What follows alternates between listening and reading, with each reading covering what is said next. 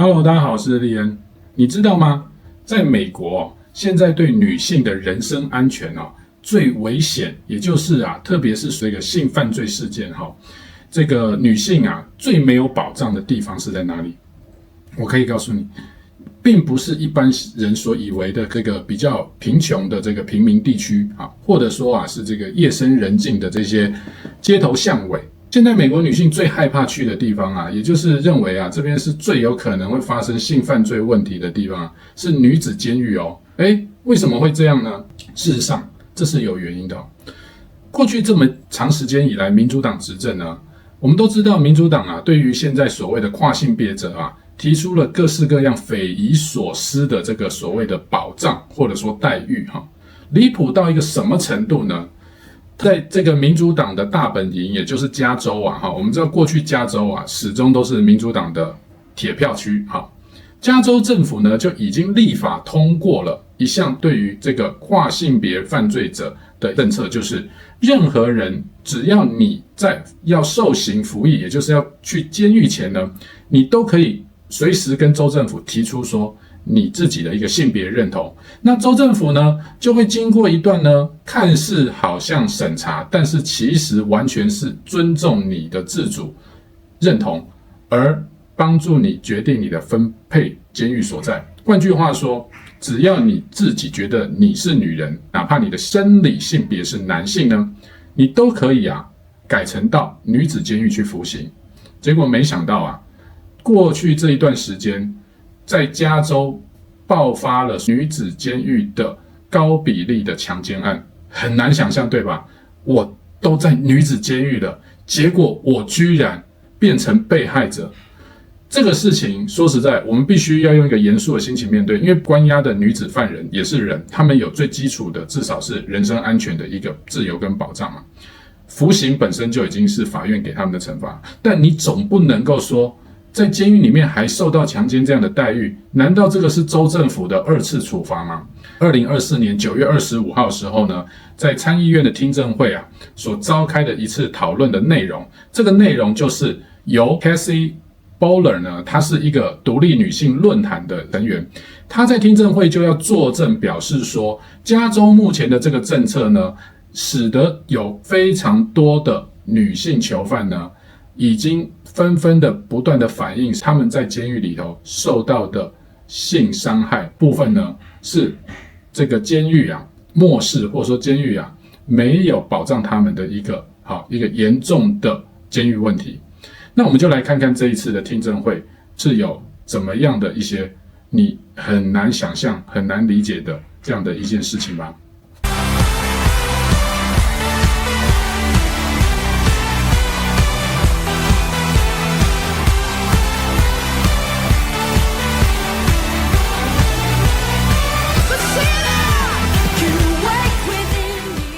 The state of California has a law that says you can declare your gender. You can go to a women's prison if you are biologically a male, but declare yourself transgender. Is that right? That is correct. Okay. Does the state of California require any confirmation of one's gender identity? There is some type of review process, but it is based on the individual's self-declared gender identity. These individuals don't have to be identifying as transgender or non-binary prior to being convicted and entering prison. It is based on their self-declared gender identity. And I will note that many female inmates we have talked to tell us once they gain access to women's prisons behind closed doors, they are no longer identifying as transgender. They are embracing their natural male identity. Is this primarily an issue in California, or does your organization get reports from other states? It is certainly the most pervasive in California, since California was on the forefront, one of the first states in the country to pass this state law. But the BOP also generally recommends housing inmates based on their gender identity. There is, again, a review process there. Wait, you say the BOPs, that's the federal prison system? Bureau of Prison. Under the Biden-Harris administration, They ordered federal prisons to recognize trans-identified inmates' health and safety when making housing decisions, and even declared for the first time that gender-affirming surgery may be medically appropriate, which means taxpayers would be funding it. These rapes that you talked about, do we have any idea how many have occurred nationwide? I think that is one of the problems, and that was one of the problems, my understanding, going into PRERA, that there was a lack of reporting. I can tell you in California, state numbers are that 2,186 trans-identified inmates exist in the state. As of now, I'm aware of 351 of them requesting to go to female prison. Could you give me those numbers once more? I apologize. 2,186 trans-identified inmates currently exist, according to the latest numbers reported by California. Of those, only 351 of them are actually trying to go into female prisons. And I'd also note in 2022, 1/3 of trans-identifying inmates seeking access to the female prisons were registered sex offenders. Okay, so there are 2,200 transgender women in women's prisons in California? Those are just all trans-identified individuals, so they could be biological men or biological women, from my understanding. Okay. My name is Kelsey Bowler, and I'm the director of IW Features, the storytelling platform at Independent Women's Forum. Each of these inmates from Central California Women's Prison, or CCWF, was impacted by SB 132, a California law passed in 2020 that allows males to be housed in female-only prisons by simply declaring a non-male gender. The first is Alyssa Kamholtz. When Alyssa was a little girl, her mother gave her to her stepfather, a member of the notorious Hells Angels motorcycle gang, as a wedding present. For over a decade, Alyssa was subjected to continuous sexual abuse from the gang members. After spending over 20 years in CCWF, her safe place after years of such horrific abuse, the state placed a male inmate with similar physical characteristics as her abusers in Alyssa's room. To make matters worse, Alyssa found out that her new male bunkmate was even affiliated with the same gang of men who abused her as a young girl. Alyssa told us, quote, "I feel like even being sentenced to prison was easier than having to deal with that. Our sentence wasn't to be abused." Kathleen Quinn lost her parole after objecting to SB 132 and reporting that a male repeatedly peeped on her while she used the bathroom naked from the waist down. Kathleen had served nearly 20 years and was only 3 weeks away from her parole date. By that point, her family had already made arrangements for her to come home. But because she reported this man's repeated behaviors and told the prison she did not feel safe living with men, Kathleen now must wait another 5 years in prison. For some female inmates, speaking out means sacrificing an earlier release date and spending more time behind bars. Finally, the third woman, who I will call Jane Doe, shared a bunk bed with Tremaine Carroll, a 6-foot, 2-inch, 200-pound male. 3 days after moving into his cell, Jane was raped by Carroll in the shower. After the assault, Jane told us she has panic attacks daily, takes medication to quell her violent nightmares, and can only shower once every 3 days due to the trauma. While she ultimately changed her mind about going public using her name, she told us she wanted to be the last female inmate raped as a result of policies like SB 132. Sadly, that wasn't the case. Within 24 hours of raping Jane Doe, Tremaine Carroll was credibly accused of raping another victim. The aim of the Prison Rape Elimination Act was to create zero tolerance for prison rape. By allowing men to self-identify as women and transfer into women's prisons, we are not just tolerating rape, but enabling it.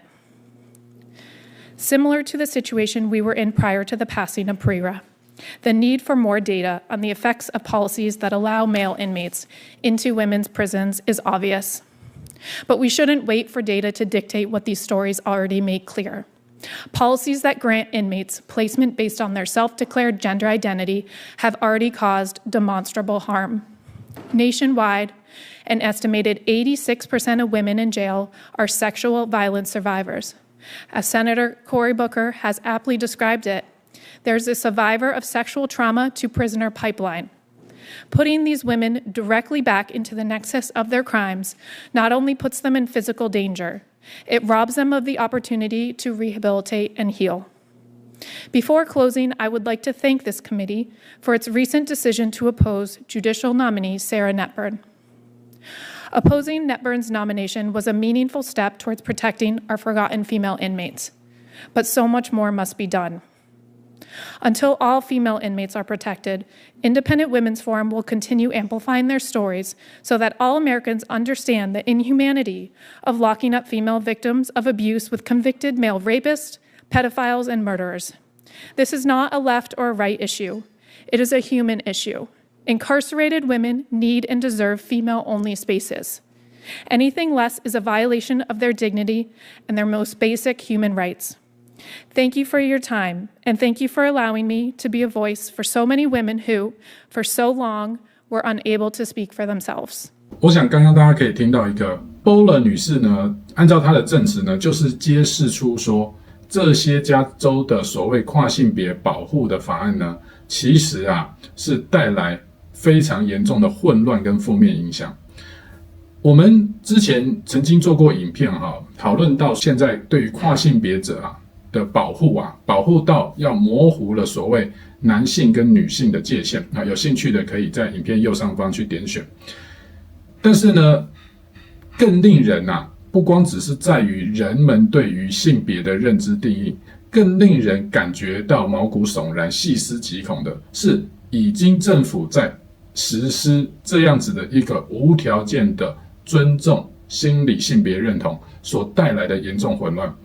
我甚至都觉得好笑，如果说真的政府要把你自认为你是女性的所谓的男性犯人送到女子监狱去的话，那干脆这样好了，我提一个议，以后只要你自认自己是女性的男性犯人，州政府在你服役之前就免费帮你做所谓性别置换手术，甚至注射雌激素，如何？对吧？这样子你总不好拒绝政府这一番美意吧？让政府来帮你好好的更成为一个女人，再进去服役如何？所以我觉得政府的脑筋是怎么想的？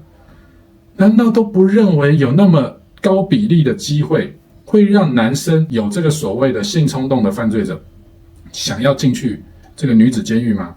更何况更不要说刚刚 Bowler 女士都已经表示说，这里面有非常高比例的这个所谓自称自己是女性想要移转到女性监狱的犯人呢，他们本身就是性犯罪而被关押的。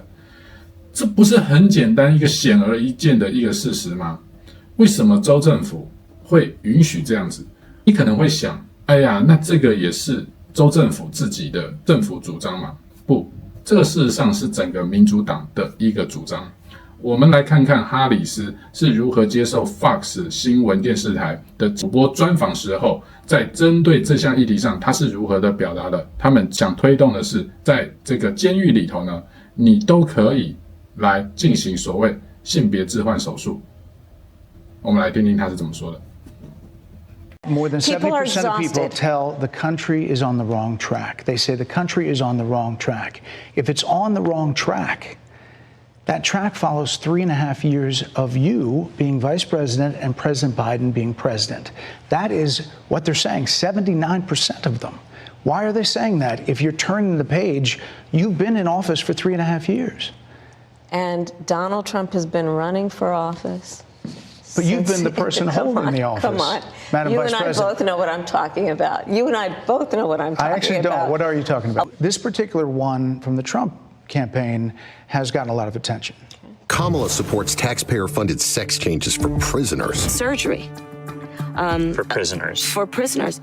Every transgender inmate in the prison system would have access. So are you still in support of using taxpayer dollars to help prison inmates or detained illegal aliens to transition to another gender?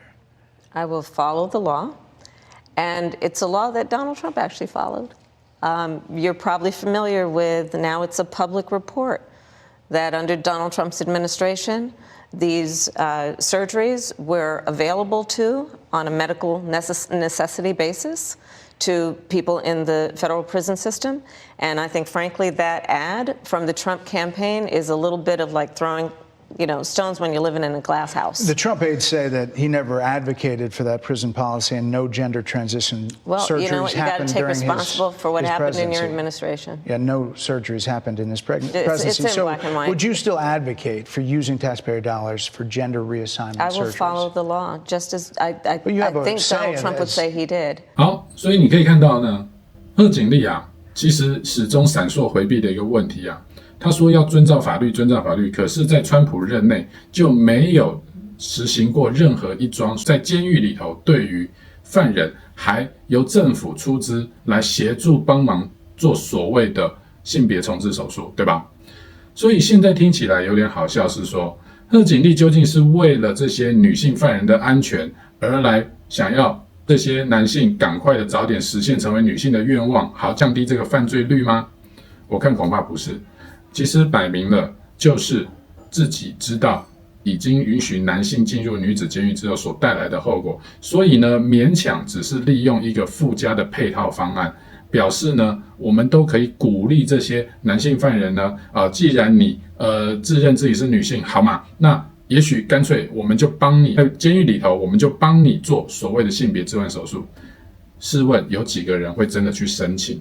好，我想那个数字是少之又少。那你既认自己是女性的，你又不愿意做这么好的一个政府的免费的医疗手术，那你去女子监狱，想当然尔，醉翁之意就不在酒嘛。所以这个我觉得实在是可笑至极。事实上按照目前司法部的一个报告啊，加州的跨性别囚犯的比例平均是其他州的2倍之多。那你想，难道是跨性别的犯罪者通通都跑到加州去犯案吗？不是嘛？根本就是今天大家同样都是犯罪者，但是我在加州我就多了这一项的好处嘛，所以我自然在服监狱的时候呢，男生他当然宁可去女子监狱服刑嘛。一来是也比较不容易受，对不对？里面的其他犯人的欺负，因为在体格跟肌肉量的先天条件上本来就占有男性的优势。二来就更不要说，如果本身自身就是个性犯罪者，那根本就是去到天堂了，不是吗？所以我们必须要说，这么离谱荒谬的政策，居然已经在加州这样实行，甚至还要被拿到听证会上来作为一个重要的讨论。它使得许多的一般民众呢，都再也无法忍受了。OK， 我们今天就跟大家分享这一则新闻到这边。我们呢是超级神队友，我们下期见，拜拜。Yes, we know the cornerstone.